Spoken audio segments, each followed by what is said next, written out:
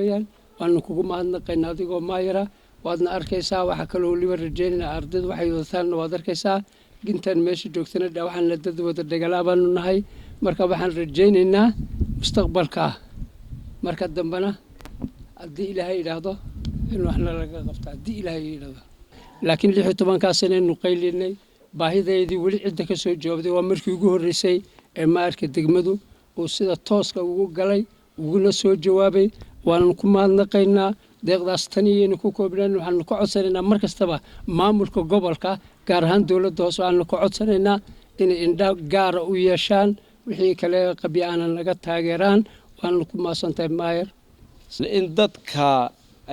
naafada ah ee waliba dhagahala maanta maadaama iftiinka ay u soo baxeen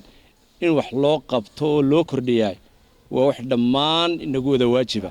degmada Boorama dadka ku nool bay ku waajib tahay maamulkeeda ku waajib tahay inta u dhalatay ka soo jeeday qurbaha ku maqan bay ay waajib ku tahay waxa la soo gargaaro waxna la qabto waxa ugu yar oo ganacsatada aan ka codsanaya maanta aanu sheegaya annagu qaybteeda aanu ka qaadanay in marmar loo dhigo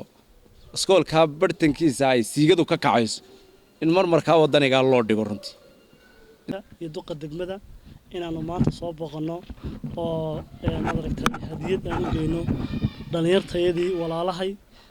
baahida gaarka qabay hadday noqonayaan indhoolayaal iyo hadday noqonayaan dhagoolayaal waxaa farxad looga wada sameeyahay golaha deegaanku markii uu yimiday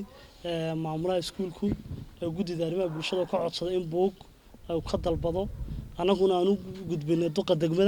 duqa degmaduna sidii ugu dhaqsaha badnayd muddo 48 saacadood gudahood ay jawaab looga helo loona soo gaarsiiyo 65 arday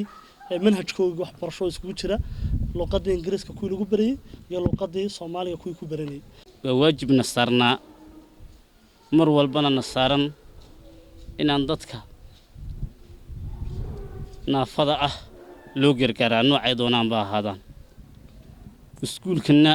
waa mid ka mudan iskuulada kale waana mid waajib naga saaran aad baanan maamulaha baahida jirta oo ii soo gudbiyay aan uga mahad celinaya waayo isaga ayaa hawsha gacanta ku hayay waka sheegay 16 sano iskuulku jiro inaan maayirkii ugu horeeyay ee kaalmo soo gaarsiiyana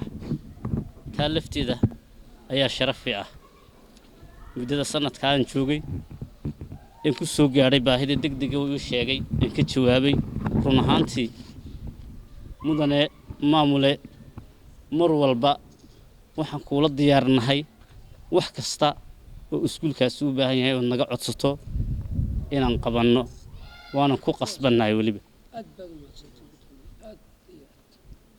aad bayna noo fadxar gelinaysaa inaan iskuulka soo booqanaa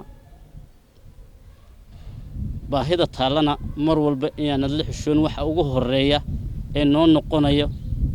inaan mar walba baahiyaadka degmada jira ka ugu horeeya aan ka dhigno ayuu noqonayaa waxaan ka codsanay mar walba baahida jirta inaad soo gudbiso